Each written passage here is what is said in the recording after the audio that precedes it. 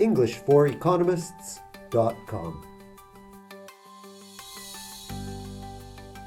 Hello, I am Alan Robert. Welcome to English for Economists, the business English podcast that introduces you to the vocabulary you need to know in order to speak, read, or write about the economy in English. After all, economists have special English language requirements, and they have special interests. I try to address these here. In today's podcast, we are going to go over some very useful vocabulary related to the topic of climate change. This is a timely topic since the 2021 United Nations Climate Change Conference, also known as Cop26, recently finished. The climate conference was held in Glasgow, Scotland. What were the goals of the conference and what was accomplished?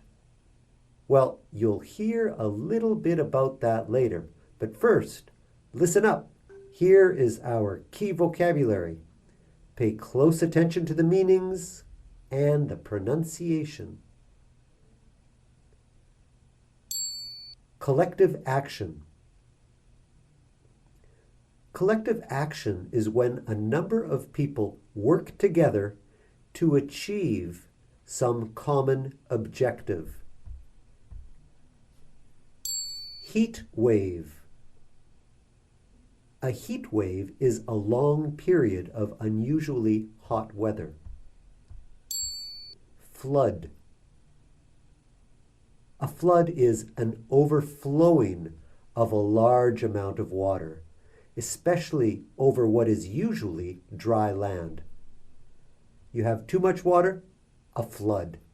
Now, floods can cause tremendous amounts of destruction. Drought. A drought is a long period with an unusually small amount of rain. Too little rain? A drought. Droughts can have a terrible impact on agriculture. Fossil fuel. Fossil fuels are found in the ground and can be burned for energy. Coal, oil, and natural gas are all examples of fossil fuels. Coal, by the way, is that black rock. Emissions. Emission is the production and release of gas. Emissions are produced by burning fossil fuels and industrial agriculture, among many other causes. Greenhouse gas. A greenhouse gas is a chemical compound found in the Earth's atmosphere. Two examples of a greenhouse gas are carbon dioxide and methane. Pledge. A commitment to do something, a promise. So to pledge or a pledge, it's a verb or a noun. Phase out. Okay, to phase out is the act of discontinuing a process, to stop doing something. Phase out.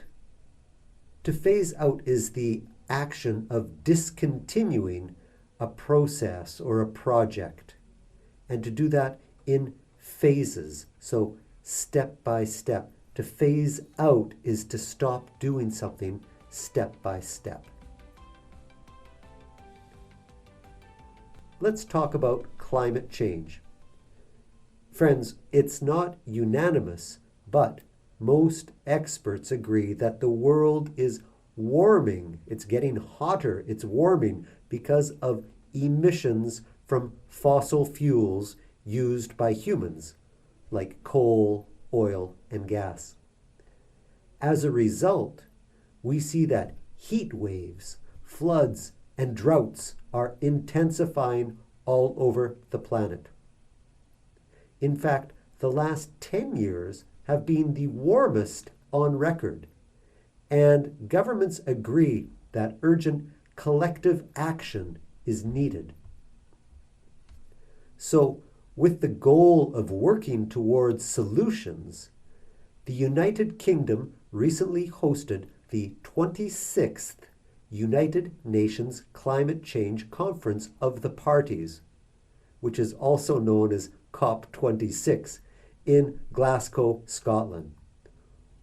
190 countries participated in 2 weeks of intensive negotiation. This was a huge conference, very big, with nearly 40,000 people registering to participate. In fact, the COP26 is the most well-attended COP conference ever. One of the main goals of the conference was to agree to strategies and commit to limit global warming to 1.5 degrees Celsius above pre-industrial levels. Did you know that according to the UN Environmental Programme research, a rise of 1.5 degrees Celsius in global temperatures could leave 2.3 billion people vulnerable to heat waves and droughts? Also, rising temperatures are predicted to cause sea levels to rise, and that would cause widespread flooding.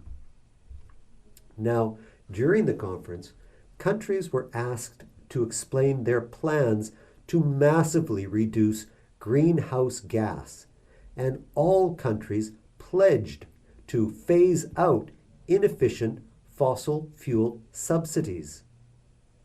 During the conference, 40 countries pledged, remember, pledged, that means they committed, they pledged to phase out coal, which is considered to be the most polluting fossil fuel. So this included heavy coal users like Poland, the Ukraine, and Vietnam. Hey, by the way, did you know that globally there are currently 8,500 electrical power plants that burn coal? That's an incredible figure, 8,500.